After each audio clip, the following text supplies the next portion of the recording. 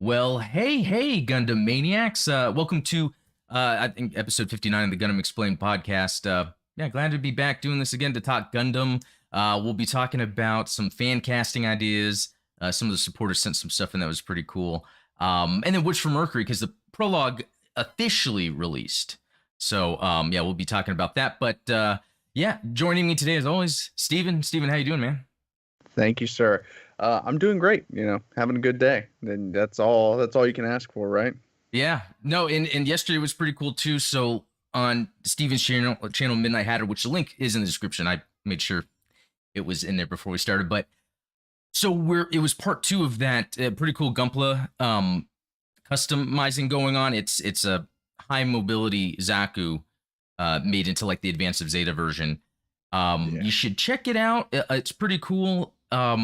So in yesterday on that video, you were kind of showing with that epoxy putty. You were kind of, yeah. Have you done anything else with it? I did. I posted a few videos. I posted a couple photos to the Gunpla channel on my server. I'll post them to Gundam Explained later this evening. But yeah, just test fitting the LEDs for our head that we shaved down last night. Nice. I came up with an idea because we were talking about, the best way to kind of make it look more like a visor. And I was like, well, why don't I just cast the thing? I'll just take the part and make a copy of it in clear resin. Then I paint the top of it to be the same color as the head, but I leave the visor clear so that you still see the mono eye underneath. That's a pretty neat idea.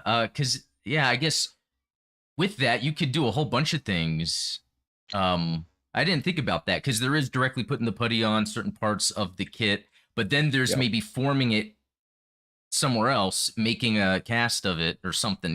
That's pretty interesting. Yeah. I tell you, it's been cool doing these lives with you recently because it's really showing me how much more I could possibly be doing with my Gunpla. And sometimes you do make it look easier than it seems. So yeah, that's why I ordered that putty. Sometimes. Yeah, because when I mentioned it I don't have it with me, so you have to check Steven's stream yesterday, but I was showing my Wing Zero metal Robot Spirits Wing Zero. I dropped it.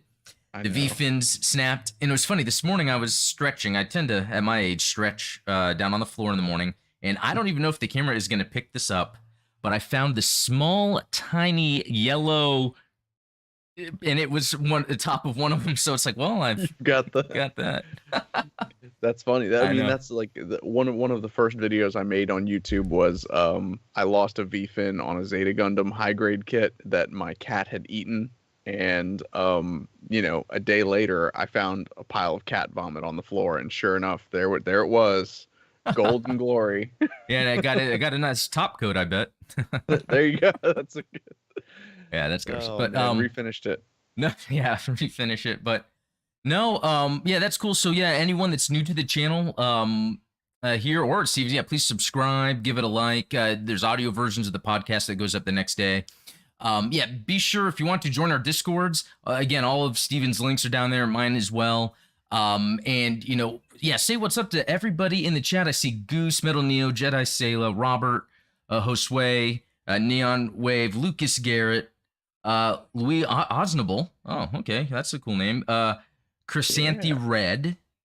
And then obviously, yeah, Ian. So yeah, good to see you guys. It's always good to see new faces. Yeah, no, that's always fun. It's been like that recently because of that SD Gundam game that came out, and like I love gaming, I love Gundam, so like I've been having so much fun making those videos, and they're almost effortless because it's just me like jumping into the game, playing, talking about it, and it's been cool because a lot of people have been posting even their own tips. So, yeah, if you check, let me share something real quick. Like my videos from the past week. I have, I try to do stuff that's not strictly just the SD Gundam game. It seems like that's all it's been this past week. But I do have some up about Zeon's early mobile suit development. Santo Bell, who's a supporter, and he's making this custom high-grade G-Savior for me. He sent me a link to this manga called Developers, and it really showed, like, the development, how I think it was Zeonic subcontracted to kind of get mobile suit development going, and then once Giran saw how it was going, like he decided to kind of let the subcontractors go and kind of take it in-house and then make it more militarized. So I kind of liked that context it added.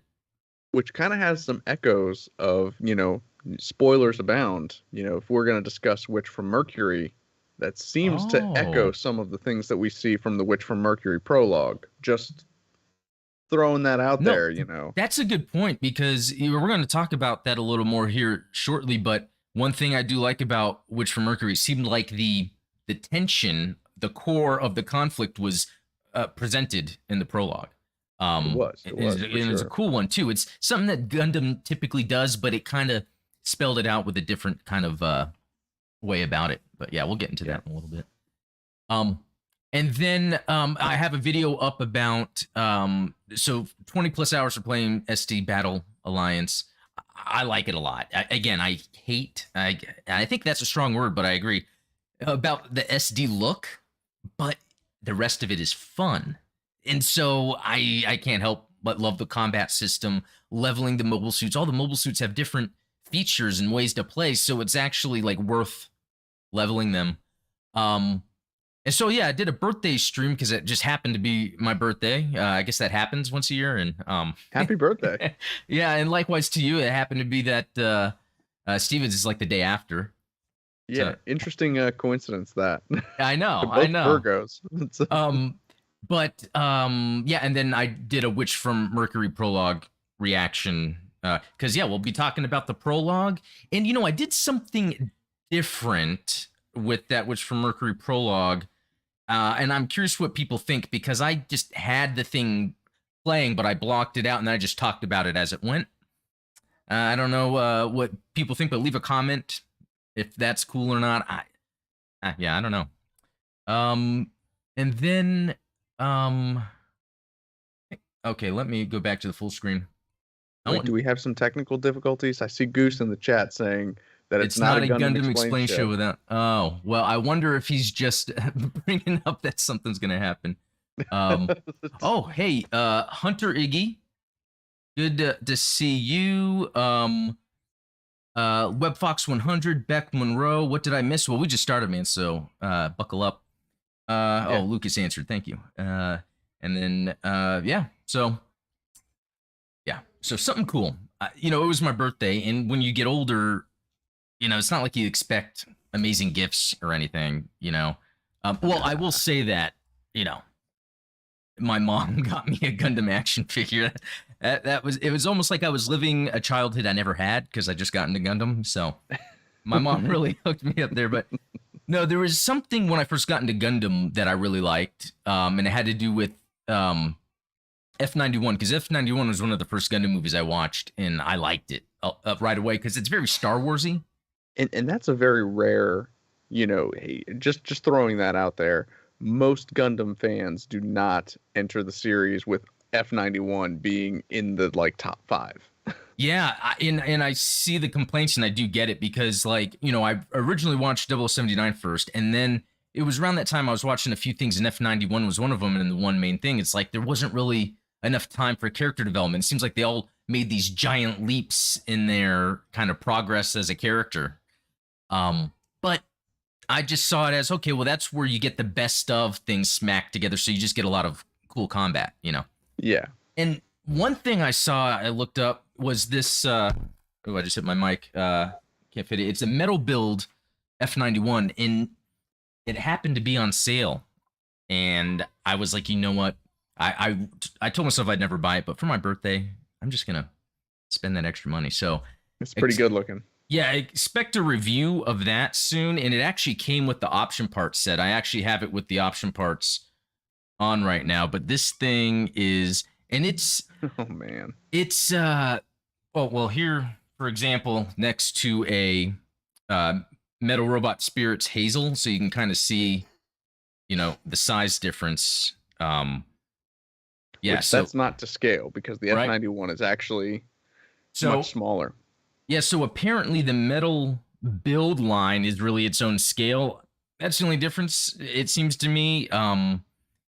It's really just a Metal Robot Spirits is taller. And so next I want to try one of those metal composite figure because the fixed figurations. Again, it's another high quality figure, but I'm curious of everything about it. But This thing is fun. It's almost like a little puzzle in itself, and so I'm gonna do a review on that. But yeah, F91 is pretty cool. Some of our supporters haven't seen it, so our next movie night, which is the 24th, yeah, the last Saturday of September, we're gonna watch F91. So, yeah, details in the description and all that. And what'd you think about F91? Honestly, I never watched it all the way through. Oh, okay. Yeah, that's Gundam Sin right here. If we're gonna Yeah, start a confessional. yeah, but I've you need to see that as soon as possible. What's that? No, I was saying you need to see that, yeah, as soon as possible, or maybe the movie night. Yeah.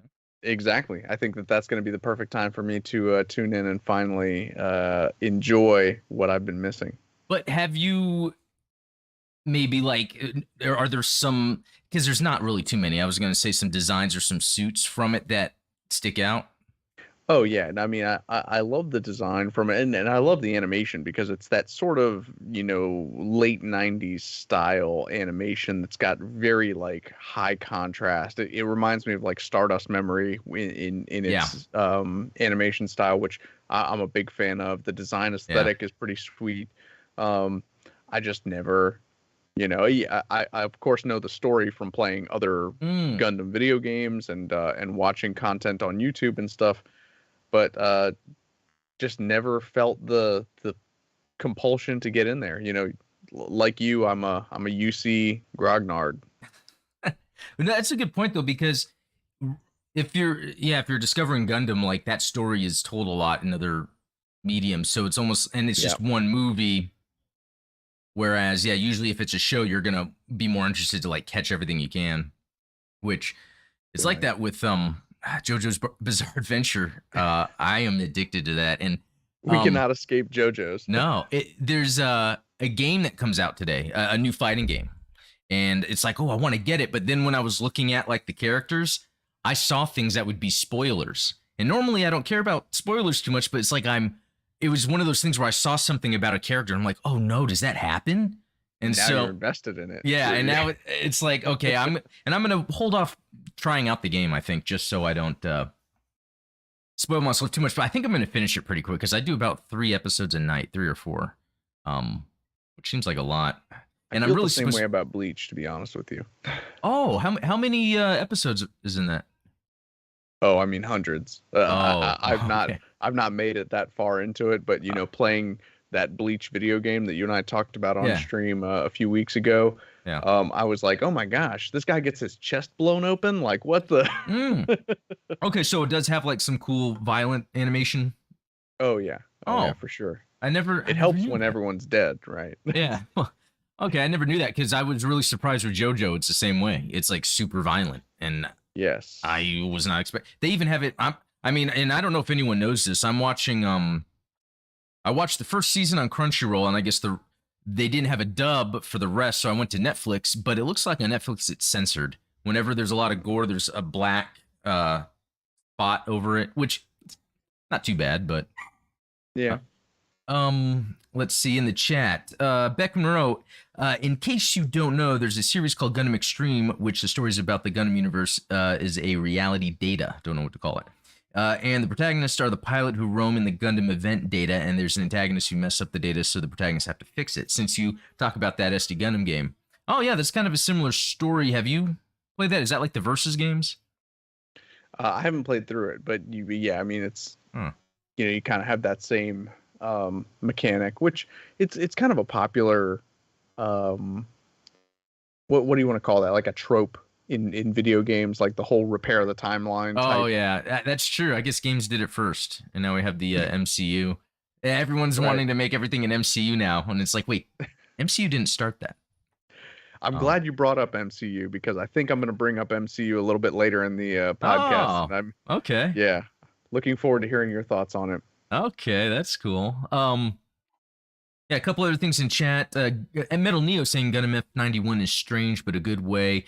But in a good way, it kind of reminds me of Star Wars. Yeah, that's what I think really. And I remember when I went to the model shop when I was first getting into Gundam, and that's when like the guy was telling me stuff. He's like, "You should check out F91. It's like Star Wars if you like Star Wars." I was like, "Oh yeah," and I mean, they literally rip some music, but that's Yeah. okay. It works. I mean, to be honest, I found out recently, I don't know if I shared it with people in the Discord, the Star Wars music was pretty much lifted from a composer that composed some songs like 1917, Yeah. where it's a song for each planet in the solar system, and it sounds like it's the Star Wars music. I mean, nothing's original. It's like you Yeah. look at like Koji Kondo and all the music for Legend of Zelda: Ocarina of Time back in '98 when we were all youngins. Yeah. And I mean, all of the songs out of that video game were like samples from a CD that he bought in a thrift shop. Wow. I did not know that.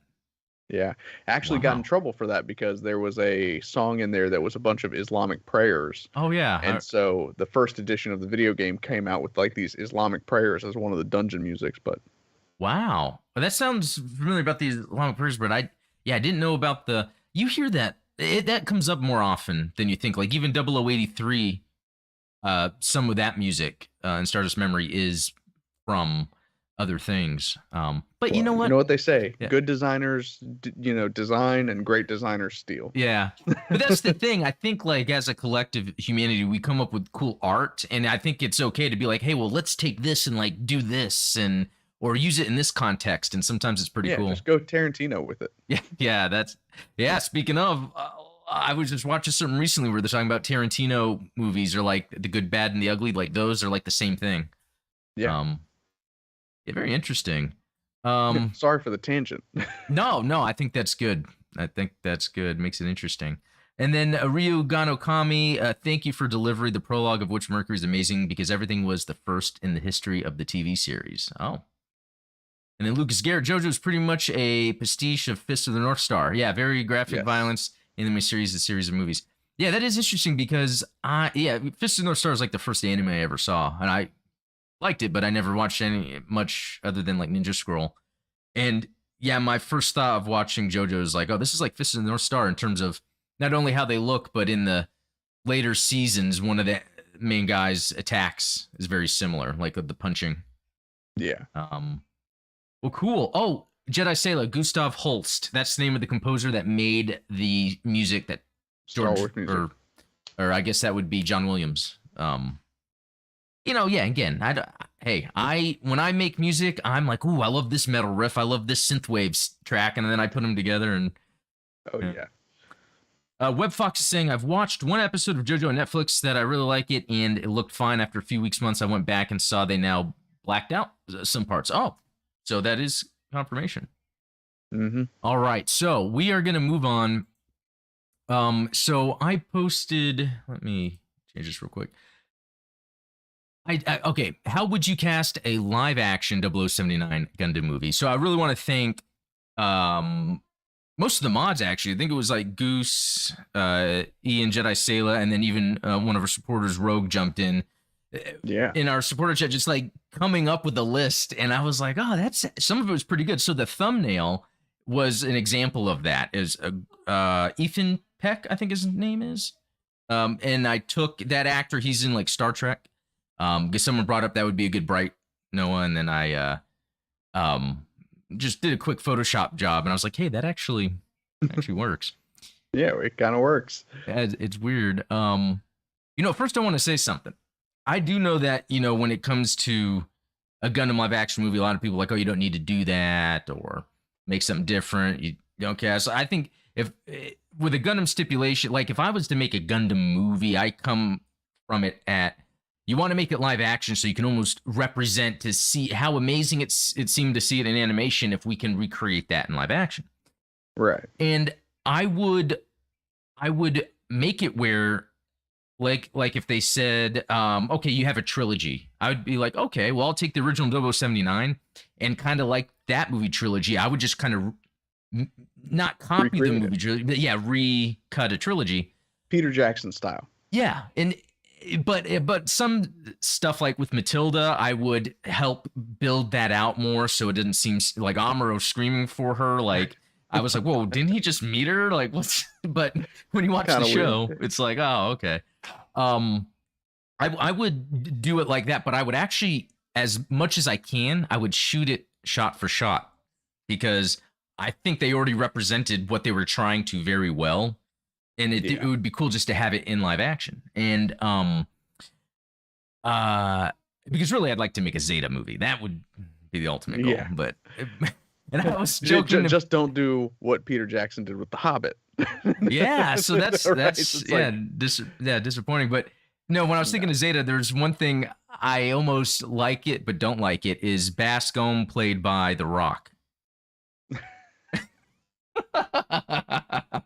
Like sometimes the way he talks when he's trying to be serious in a situation, I feel like for The Rock when he's acting and he's like trying to talk serious, like in the back of my mind, I feel like he's really thinking of something evil. Like I don't know what it is about his delivery, The Rock, but it's like I can't take him seriously. Well, and like I mentioned last night, I was a big wrestling guy when I was a kid, right? Yeah.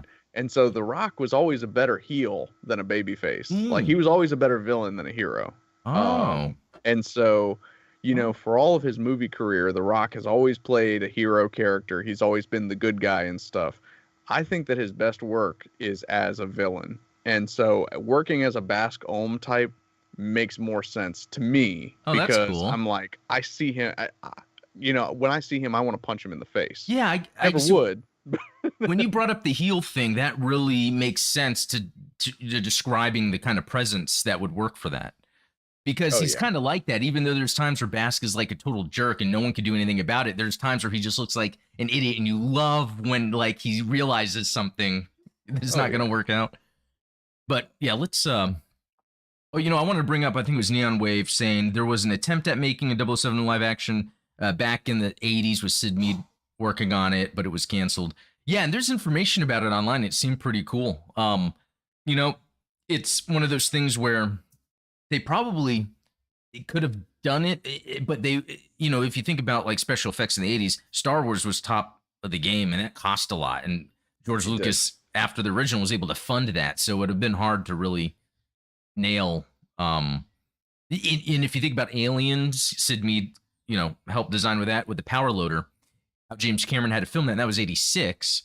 It was done very well. It was limited shots, but they were all set up where, okay, here's a miniature, here's a close-up, and then they cut it just right. It would be hard to do that with mobile suit action because you would want to see constant slow movement, or it'd be claymation or stop motion. And then, I mean, you know, even later on in cinematic history, you know, if you were to look at like the 90s and you're looking at like Jurassic Park, the way that they used certain angles in order to hide the fact that like the T-Rex was an animatronic thing. Yeah. You know, they're like, we're only going to shoot from the inside of a car so that it's framed in the window so that you don't see that the backside of it is fake, right? It's like, to have done it in the 80s would have been an insane technological feat. Yeah, and I think you brought up a good point, because when making a movie, part of it is strategizing how to pull something off to where you believe it, even if there's some flourishes or some type of exaggeration or something. Yeah, and it really takes, you know, a good filmmaker like Steven Spielberg, James Cameron to understand that. Okay, but Barry is saying, I wouldn't cast anyone. Gundam should stay in anime and manga. But if I had to, amen. Unknown actors would be cast, or would be best. And I actually agree with the unknown actors. Yeah, I think unknowns. And you know what? Here's where I will interject with my MCU tangent. Oh, yeah. I will say that for a role in a Gundam movie, I would use the MCU casting trick of taking actors from comedy roles and putting them into dramatic roles. Because I think what you'll find in the MCU is, you know, you've got actors like Robert Downey, you've got actors like Chris Pratt that are traditionally known for their comedy work, and then you put them into a dramatic role and they do beautifully. Compared to like someone like Benedict Cumberbatch, who, you know, as much as I love the Doctor Strange films, the character of Stephen Strange is so flat and emotionless, and you know, part of that is part of the character, but most of that comes from Benedict Cumberbatch being a thespian, theatric. The thespian. Thank you. No, that makes sense. I think that would be the secret sauce, is to take a comedy actor and recast them into a dramatic role. Yeah, because the original 1989 Batman, Michael Keaton, you know, before he was a comedian, and people were like, why would you cast him? And that was amazing. I mean, nailed it. Yeah. That's a really good point. So as we go down some of the list, Yeah, we'll see. Christopher Arnold, Elijah Wood for Amuro Ray, Katie Lotz for Salem Mass, and Chris Hemsworth for Shar Aznable. Okay. I see Middle it. Neo. Which one unless we're talking about the conversation films, then never mind. Then okay.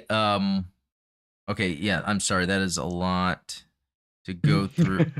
Let's see. Gundam TLDR. CCA. So yeah, like a Shark's character. See, that's the thing though. A lot of what this list is from 0079. But if anyone has anything from anything else, yeah, feel free to throw that in because Shark's counterattack. And I was thinking of Zeta too. Sometimes these other movies have really good ideas that can come up for actors playing roles. Latin excess. I would cast new and lesser known actors. Don't want any current celebrities in there. Yeah, I think that For sure. it's a good, yeah, it's really a good way to go about it. Timothy Chalamet as Amuro, and that's all I got. I recently watched Dune, and he was pretty good in it. Yeah, So here's my thing is yeah, Timothy Chalamet I like because and I think most people when we're casting these types of things when I was kind of thinking to myself, oh, who would I cast? I'm thinking to myself, a lot of these characters from 0079, very few of them are older than the age of 19. yeah. So we should Uh, really be looking at like really young actors and actresses to portray a lot of these roles. Timothy yeah, Timothy Chalamet fits into that young. age category that I Yeah. think works really well. I almost think that he would work better as a Shar Aznable. Um, you could get someone like a Tanner Buchanan from Cobra Kai. Mm. He could be a good like Amuro, for instance. Yeah, a lot of good One young of the actors in that series. yeah, yeah. I think that like somebody like Millie Bobby Brown or Kiernan Mm.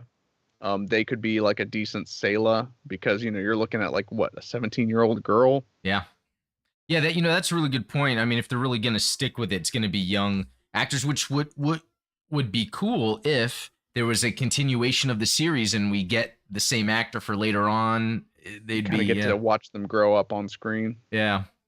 Um, let's see. And then Baba Booey is saying Peggy Hill should play Amuro. What? She's a tune too, you say? Well, I tried. Yeah, that's pretty obscure, but hey, I like that. That's always fun. Okay, They've so got they've got the hair. oh yeah, that's a good point. Okay, so Goose, one of our mods and supporters, cast the live action crew of the original Gundam crew. The actor or actress can be from any time, alive or dead. Here's my casting with help from Ian, Sayla, and Rogue. Okay, Bright, Ethan Peck. He was the one on the thumbnail. So Mirai, Karen Fukuhara, who was in that The Boys. Mm-hmm. And I think that sounds good to me because I was talking to them earlier about this, and it's like, are we gonna try? We're gonna try to match their heritage, like whatever race they would Yes. be. And then when we were going through that, some of it we didn't know for sure. And I thought it would be obvious with last names, but when you look, it's like not too obvious in the wiki. No, But no, there's some wiggle room, I would say, for sure. yeah, and the other thing about casting, and it reminds me of the Ghost in the Shell movie. Like I really liked that movie, and I don't have any stake in the original show or whatever, so I liked it. But I guess if there's an issue with casting based on race, it might be important to keep in line with it. But sometimes I feel it's not super necessary, but at the same time, it doesn't need to be all like American people, or No, white Americans. for So sure. it's I think it's one of those things where it's like you would want to keep as close as you can, but you never know. Someone it might be race adjacent that it really fits, and you're not trying to hurt anyone's feelings. It's No, no, and I which is think who was it? Was it Neon Wave that mentioned in the chat here that the MCU taught him that it takes a Brit to portray an American, and then it takes an Aussie to portray a Norse god. Like that's how many American heroes are played by British actors and actresses, and, yeah, and there's nothing wrong with that. I think that obviously it's the best person to play the yeah, role that's suited. There's some, you wouldn't expect like Ryan Gosling to play Luke Cage, but yeah. you get my meaning. Well, you know what? Here's one that I thought was cool. What's Giancarlo Esposito as Oh, love Magneto? Giancarlo. As Magneto. Like if the timeline was shifted up, I guess, due to instead of World War II, it might be, different. Civil rights. Yeah, exactly. And Yeah. him as Magneto, I mean, his acting would like totally pull that off. Yeah, I can see that. Yeah. So I don't know Natalie Dormer. Oh yeah, I was looking that up earlier. From Game of Thrones, The Tudors. She's great. Okay, Yeah. cool. Amuro, Daryl Sabara from Spy Kids. So yeah, and Oh yeah, older, but yeah, he has that look. I mean, yeah, that literally looks like Amuro. He's got the curls and everything. Yeah. Okay, Slegger Law, Carl Urban. The Dread. Good one. Also in The Boys. Yep. Dozel Zabi, David Harbour. Okay. From Stranger Things. Yeah, that would work. I mean, yeah, if you get the makeup done right, and his anger is there. Okay, so for Char, Jamie Campbell Bower. This person I didn't know. I might have to click on images. Also from Stranger Things. Oh yeah, that's right. The newer season. I think someone said that. I see Jamie Campbell Bower, and I raise you a Cody Fern from American Horror Story. He's one of Ryan Murphy's kind of pet projects, dude. But yes, I just pulled it up. Yeah, I just pulled it up, and yeah, he totally just his eyes, the way he's a very looking intense at you. Yeah, sharp blue eyes, just like a Casval Daikun. Yeah, curious what you guys in the chat think. This guy has that intense look. That is a good one, man. But similar to Jamie Campbell Bower in that that look, that intensity. Yeah. Okay, so for Lala Soon, Amita Suman. Sorry, I don't know. I don't really know that person. Okay, Shara Soon's Double Zeta. That's too far down the line. Oh, who? Shara Soon, right? Oh no, Lala Soon. Oh, Lala. Yeah. Lala. Oh, Lala Soon. Oh, but Shara, that would be fun to cast. Oh yeah. I was thinking like Margot Robbie, but I think I'm just because I'm thinking Harley Quinn, but I don't know. I know. I don't think you'll ever shake that image from your head. Yeah. Okay, so they put Sean Connery for General Revel, and while that's good, I looked up someone that you are related to due to the first name. I don't know why I said that, but anyway, Stephen Lang would be either General Revel or Ramba Rawle. Either one. Yeah, even though the idea here for where was that at? Nick Offerman. Right, that's the for the look, hands down. But that also goes with your point about the comedic actor, because then he would pull it off really well. And then Ray Winstone was another one brought up for. Yeah, potentially. Yeah, I mean he's a good actor. Okay, so Lena Headey is Cecilia Zabi, and I think she's a great actress, so that would work. Even though I think it's Game of Thrones that she's in. I haven't seen that, but I've seen other movies. I think she was also in that Dread movie as well. I think she was, yeah. But the thing about Cecilia is, it's funny when I try to think of her in my head. I'm always thinking with the purple mask. I don't think she's always masked. Yeah, it's so okay, so Degwin Zabi.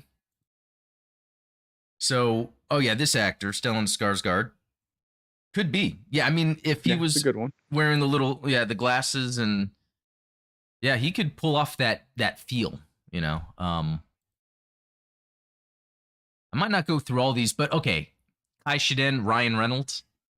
I mean, I could see it working for sure. He could make it work, but yeah. To go for, like I said, to kind of cast a little younger and to capture that youthfulness, I would actually cast Kai using one of the Sprouse twins, Cole or Dylan Sprouse. Oh. Probably Dylan, since he's big into like the D&D community. I think I always mix them up, but the kid from Big Daddy. Yeah. No, yeah, they're very funny kids. So Yeah, because they have the one, it's someone that's younger, and they have the acting history. Yeah. That's pretty good. Yeah, because Kai, I feel like you have to do it just right. Like, I like Ryan Reynolds, but like, yeah, with Kai, you'd have to get it just right. Okay, Yeah. so Frau Kobayashi. Now the they picked Emma Stone, but I don't know. I don't know. I Yeah, that one I would almost go back to the boys cast and look at what's the actress's name that plays Starlight in the boys. oh yeah, I don't know her name, but I that always would mix her up as one of oh, yeah, I know you're talking about, but I just don't. I have never seen her in anything else, so I don't. right, yeah. But I would almost say that would be a good Sayla too. Yeah, yeah. And there, I'm sure there's a lot of overlap between Yeah, some of the actors and actresses there. yeah. Okay, Peter Dinklage is Haro. Like, Should I be offended by that? yeah, I saw that too. I was like, Haro, Haro. I could just like if he's talking, like how he has that deep voice. Because he actually has a deep voice. It's like, why did you Well, hire him it's for the kinda voice, like, or is he in the Haro? Like, it's kind of like Bradley Cooper being Rocket Raccoon in the yeah, MCU. I almost want someone foul mouthed yeah, to dude. be Haro. I mean, if anything, they'd go like the Sonic movie route, and like for Tails, they hired the actress that played Tails in the cartoon. For Yep. Haro, you just do that. But I just, I just love where that went. Okay, Temray, so Amuro's dad, Christoph Waltz, which cool actor. He could play so That's many different things. fantastic. I think he'd be. Okay, so Matilda, Rose Leslie. Don't know this person. She's from Game of Thrones as well. Okay, yeah. Um, redhead. Um, but I think that there's probably better actresses out there that could kind of nail that role a little bit better. Yeah, I keep drawing these blanks. Like I feel like I don't keep up with movies, but I do. But I'm just I think it's because I don't watch like I watch shows, but I don't watch like Game of Thrones, Stranger Things. I haven't lately. It's not that I don't want to. I just watch Gundams and JoJo Bizarre Adventure. So Hey, I know how you feel. I like how they put Hayato would be played by Frankie Muniz. I don't know. Um, okay, Matt Smith is Giran Zabi. That I would not have believed if and I have not watched the House of Dragons, the Game of Thrones Mhm. follow-up, the prequel. But I hear that Matt Smith is absolutely terrifying. And so I That think would that work. yeah, if the rumors are true, which I'm sure the chat will confirm or deny, then yeah, Matt Smith makes a lot of sense. Because as Doctor Who, I'm like, no, this goofy bastard would never pull that off. No, that's pretty cool, and I like that. And it kind of goes back to what you're saying. Like, there's some actors out there you don't realize would be good for a part that And then a lot of times I'll hear interviews with actors and they enjoy playing bad guys or being evil. Oh yeah. Um, let's see. I want to look in chat real quick. Warwick Davis says Haro. Hey, if you can get someone to play inside Haro, that would actually be pretty neat. I mean, an actor of thing, Warwick Davis's stature yeah. is, fantastic. Because I wonder if it would be worth modifying Haro to have like pudgier arms and legs and actually walk, or would people be like blasphemy? R2D2 style. Yeah. But all right. Karen Gillan as Matilda. Oh, that's a good idea. Yeah. Let's see. Anything else? Vin Diesel as Haro. I might as well. Yeah. Haro. Haro's about family. I am Haro. Yeah, that's what's funny. Like when I guess when he was going to be in the MCU and then he's just doing the voice of Groot. I was like, what? Is that a joke and he's not in on it? Right. He spent maybe 5 minutes in a sound booth and that's it.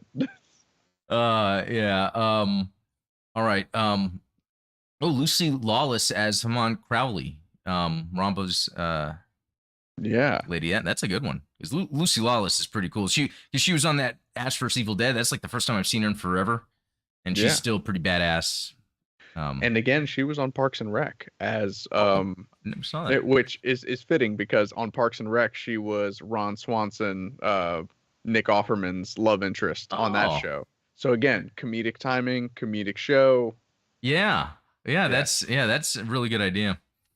Okay, so Makuve, Aidan Gillen, which I think we're familiar with this guy. I know him from The Wire. Yeah. Yeah, he was I also think on Game of Thrones. at his age, that would be a good could be a good Makuve. Let's see. Yeah, and there's a few other things on here if you guys want to look. But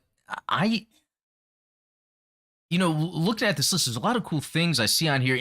But the more we think about it, the more I feel like I have no idea. Yeah. I have no idea who I'd cast. I just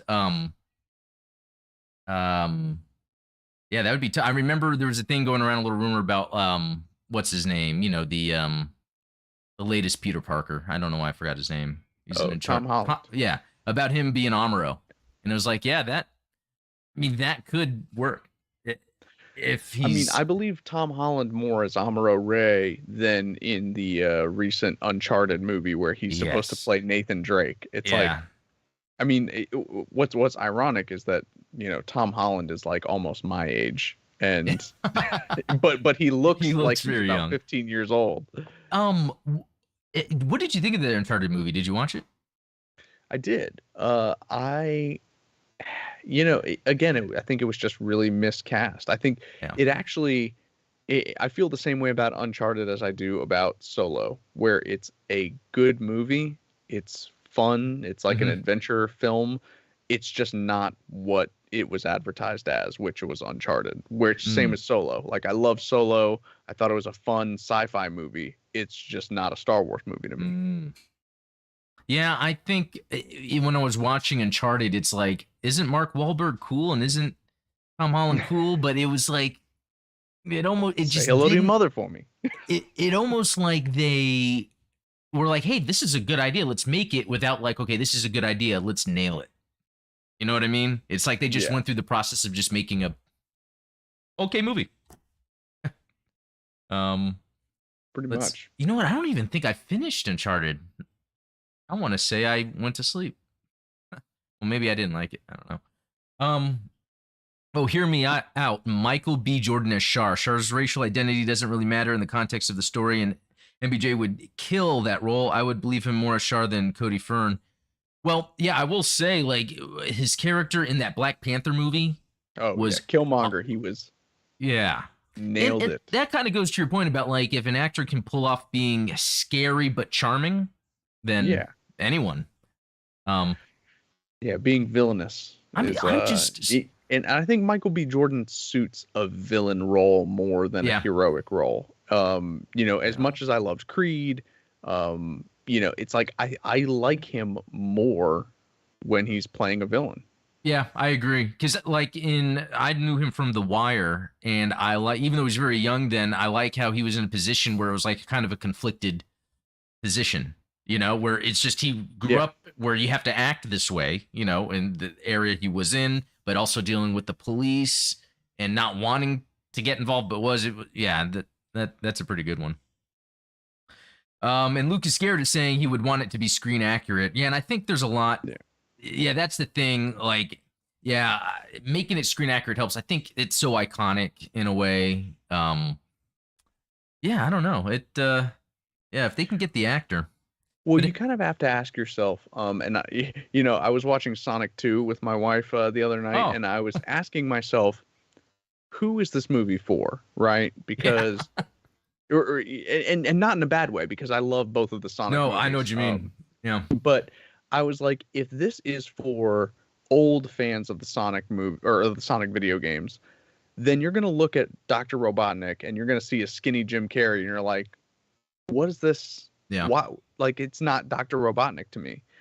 But if it's for new fans that you're trying to introduce into Mm, the legacy of Sonic, that's a it good point. also it still doesn't work because then you're going to go back and play the Sonic video games and you're going to be like, who is this fat bastard? Yeah, why did they change that? And are they gonna? Why did they change it? And then So other it's like, games are still gonna have them big. Yeah. right. So when you adapt things to live action, or you adapt them to the screen, or you adapt them to any other media, you have to ask yourself, like, who's it for?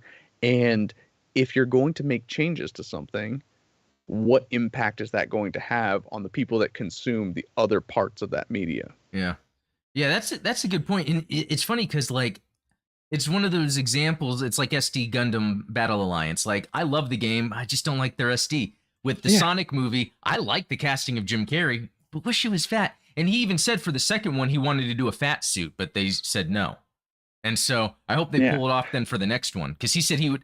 I think that's why he likes playing Dr. Robotnik because he can kind of be crazy. You know, again, Yeah. a comedian. You know, a villain role. He does well. Like, I loved it. Oh, Jim Carrey should be Makuve. There we go. That's no Giran. Well, okay, wait, let's rewind because Jim Carrey as the Riddler was pretty bad. You know, when I was a kid, I loved that. But I know. but at the same time, in my mind, I kept thinking Joker. That's the thing. Like, so those two get mixed up a lot. yeah, because the way he plays the Riddler, it's very Jokerish. Yeah. Let's see. Oh yeah, and the other thing is Neon Wave was talking about Sonic films are a 4-quadrant movie. Yeah, that's another part about Sonic. Like, who is it for? Because they really did the 4-quadrant, almost like the movie was actually 4 movies. Here's for babies. Here's for everyone. Here's for fans, and here's for like a middle-aged couple. And it's worth noting that the director of the Sonic movies, I think the only other thing that he did was Gilmore Girls. Wow. Which is like very telling if you kind of notice how many pop culture references they make in the Sonic movies. You're like, oh my gosh, I'm listening to Rory and what's the daughter's name?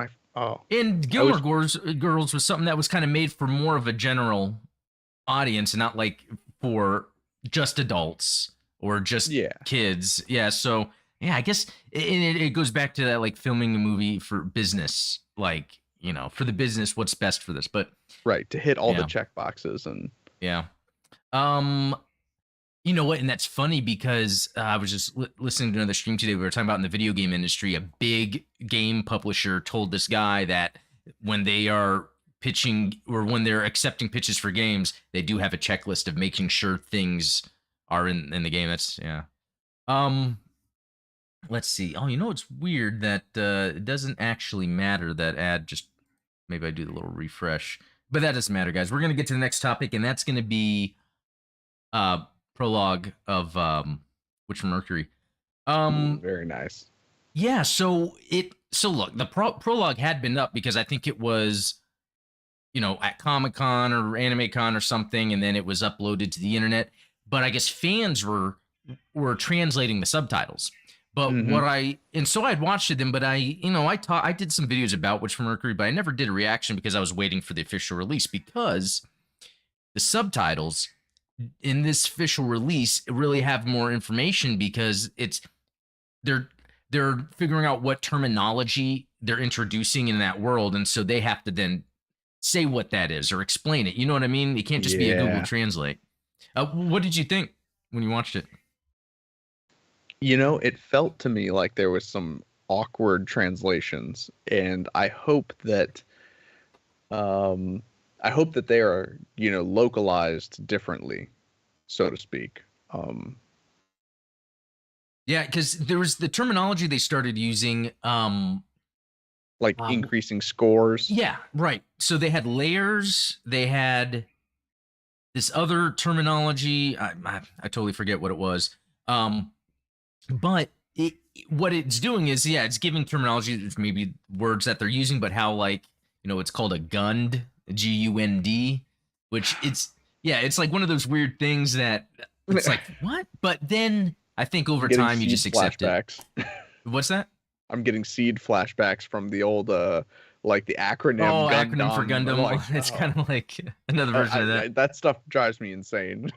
But I will say I did like this because one comment I made, I don't know what you thought about this. Like to me, it almost the believability went away because like this baby is just running around this facility, like like twice on its own. Like, and you have a kid now, so it's like Yeah. who would let that happen? Well, it was almost one of those situations where I wish that my wife had watched it with me because it drives her nuts when I do this. But in the first 5 minutes of the prologue, I was like, that little girl's gonna be in that mobile suit. By the end of this thing, that little girl's gonna be in that mobile suit. I promise you. And she hates when I do that. Like, I'm gonna predict the end of this TV show for you. But it's one of those things where it's like beat by beat, I can tell you, all right, that character's gonna die, that girl's gonna end up in a mobile suit, and that mobile suit is gonna get destroyed by that mobile suit. Like, go. Well, real quick, have you happen to watch the movie Samaritan on Amazon? I haven't, but Okay. I've been seeing a lot of ads for that. I think it's really good, and there is one of those things where early on I was like, I bet this is gonna happen, and I nailed it. But I wonder how obvious it is. So yeah, check it out and then let me know. Yeah, I'll have to check It's that actually out. pretty good. But okay, so then yeah, that part was a little strange, but I guess luckily it explained it more better, even though it was in proper grammar, when she gets into the mobile suit because finally her mom finds her. And it's like, okay, let's get out of here. But she had already put her hand on it, and it, I guess, has a better connection with the body. Now, what's interesting too is, in some, I don't know how to start this part of the conversation, but kids under the age of 5 or 6 tend to have more attuned sense of awareness around them. They can focus on things they kind of lose that ability as they get older and get ingrained more with the material around us. So that could be explaining part of that, how this, it's a human life that doesn't have layers. Oh, and they talk about layers in it of perception and stuff. And so the mobile suit was able to easily connect with a being like that. And I think that's how that worked. Well, and it makes a lot of sense if you think about in terms of the mobile suit almost being like a child itself. The way that they were talking about it, it's like the mobile suit was almost its own life form, where it's like, oh, we're going to talk to it. We're going to wake it up. Yeah, well, that's right. If the mobile suit is just waking up, it's going to relate more to a human that is closer to their birth and more in that childlike mindset. Yeah. Than an adult that has like all of these preconceived notions and their biases and everything baked into them. It wants the curiosity of a child. And that's me giving it the most like favorable interpretation that I can possibly muster. Well, right. It's almost like I'm trying to find an excuse for what happened, but I like that. I like thinking of it that way. That's a really good one. Yeah. And so, a lot of cool things happen. So what seemed to be cool is they set up the conflict pretty early in terms of what's going on. And I noticed they use like Earthians and Spacians instead of Earthnoid and Spacenoid. I thought that was kind of an interesting change to use. And it's almost like the innovators instead of new types. It's kind of just calling it something else to identify with that show. Yeah, I guess they set it up, and I might not be exactly clear on it, but it seemed to be like a council, like a group of people that have a lot of power that I guess oversaw mobile suit development in general. There happened to be this one place that made the Gund mobile suits that I guess can just help do the stuff with the human body to help them be in space or whatever. So I guess there was going to be this idea of banning mobile suits, but this guy wanted to they're banning mobile suits, but it's more so his stuff can, I guess, reign supreme and he can take over. That's actually my favorite part about the prologue was the politics of it. You have this government agency that seems to be in the business of manufacturing mobile suits. And then you have a private corporation that's headed up by this old lady that seems to be very astute at creating these kind of bio-organic, what have you, the new type communication that these Gundams have, or Gundarms, I think. Oh yeah. At one point they call it the Gundarms system. Mm-hmm. Um, and he almost is like jealous of that to a certain extent. Yeah. And so he uses the might of like propaganda and the government in order Mm-hmm. to seize control of the whole project, shut it down, and make his thing the thing, right? And that part to me, I was like, this is a very cool angle. I've never seen Gundam go in this particular direction. I'm Yeah. excited to see what they do with it. Hey, it's just like the 3 Star Wars prequels. It's Yeah. the Emperor Yeah. The rising. prequels were so good with politics. Yeah, it's like he rises in the ranks so then he can get the Jedi, taken care of with his own army that he built for the, like, For the yeah, purposes of beating the army that yeah, he also built. yeah. So that's what's kind of cool about this. I do like how they're setting up the story, and then so the other part about it is mobile suit designs, and I gotta say, I could tell I'm honest with myself because Double O, they look cool, but I'm not drawn to them. But I'm drawn to the designs in Witch from Mercury, both factions that we saw before.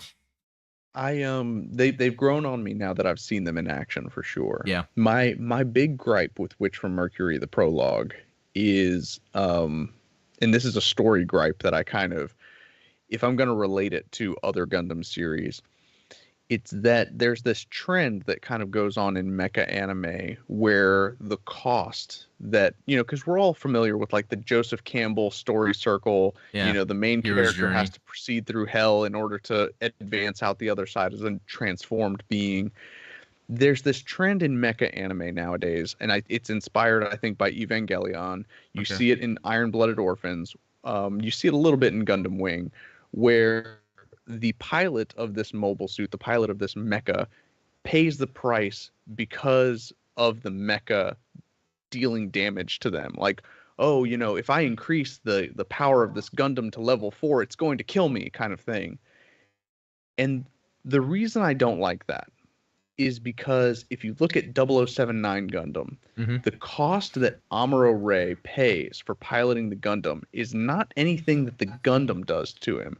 It's the cost that war deals to him. Yeah. He is traumatized by the fact that he has to go out and kill people, as opposed to some kind of like arbitrary, oh, the zero system is going to make me go insane, or the exam system is going to make my blood boil, or the Alana Vinyana is going to cripple me.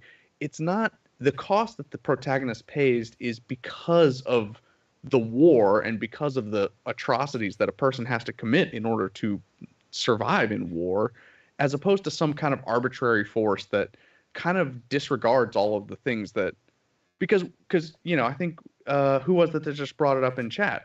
We just watched a 4-year-old girl kill people. Yeah. And she feels nothing about it because Yeah. she's 4 years old And now she's she gonna be doesn't understand what indoctrinated she did. into that. Yeah, that's going to be what she's used to. So it's like, That's good. to me, that's where I think like shows like Gundam Seed and Gundam Wing do a better job of capturing the spirit of Gundam from 0079 than something like IBO or Witch from Mercury, where it's like, oh, it's just the machine punishes you for being a human. That's pretty cool. I like that analysis. It makes a lot of sense. And I haven't watched IBO yet, but I'm gonna need to. But yeah, just the thought of the machines when they're like pushing someone, and then that's the conflict that the person has to go through. Yeah, that's not as interesting as the world they're in and how they're trying to get through it. And it's funny because I don't think I've really thought about it that way, even though I have when I think of 0079. But sometimes when I watch Wing or some other shows where the protagonists seem to be just invulnerable, I guess, to the effects of the world, and they're just fighting their way through it. Yeah. That's a good one. That is a good one. Yeah, sorry for the tangent, but I No, was like, excellent. I feel like this is a very important thing that I think that Witch from Mercury kind of, failed on. But Now, that's not to say that I think that the final series might deliver more of that, but we'll see what happens. and only because how much detail they went into explaining the world building behind the conflict of that council and the mobile suit development.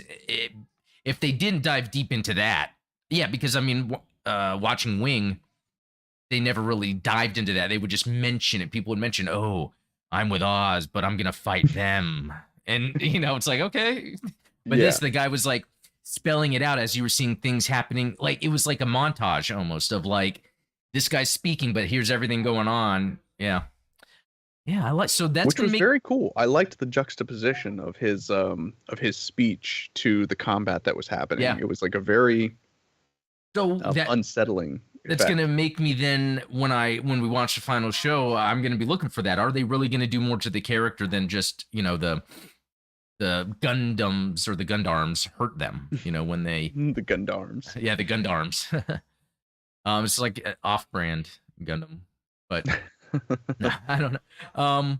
But cool. I guess you know what we kind of got to the end. The only other thing I was really going to talk about real quick was in GBO2, which I haven't been playing because of SD Gundam Battle Alliance, but it has What are you gonna do? it has a Hazel custom high mobility, which I was like, oh, that's interesting. It's a third Hazel, but to really think about it, is all the Hazel custom high mobility is a Hazel custom with the shield boosters on, so that in the game it could be a different class, because this is a raid, so that makes sense. So nothing canon was destroyed here. Everything's fine. No, no, it's just I saw that and it's just I get jealous because I never got my Hazels in GBO2. Yeah, It's a shame. But anyway, I guess that's about it. Everyone that tuned in, thanks. It's good to see everyone in the chat. Kaz WM, didn't see you earlier, but hello. Yeah, good to see everyone. Critius. Yeah, cheers. Brian, I Saints. think I saw Brian Z earlier in the chat. Oh, Good to see you Brian too, buddy. Zancelli, yeah.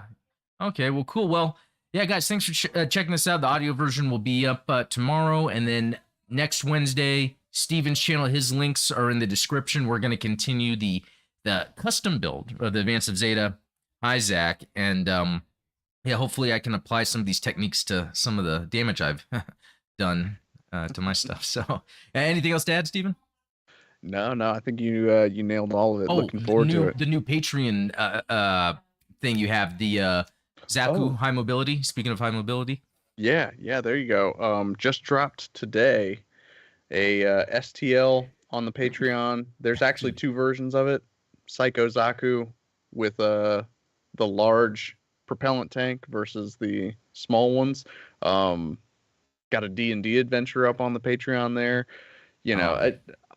I do all kinds of silly stuff on Patreon, so yeah, I got the notifications today. Yeah, so anyone that's not, go check that out, especially if you're really into that stuff, because you can print them and paint them, and then his videos are gonna show you how to paint. So yeah. All right, well, I guess that's it, everyone. Thanks, and have a good weekend. Talk later.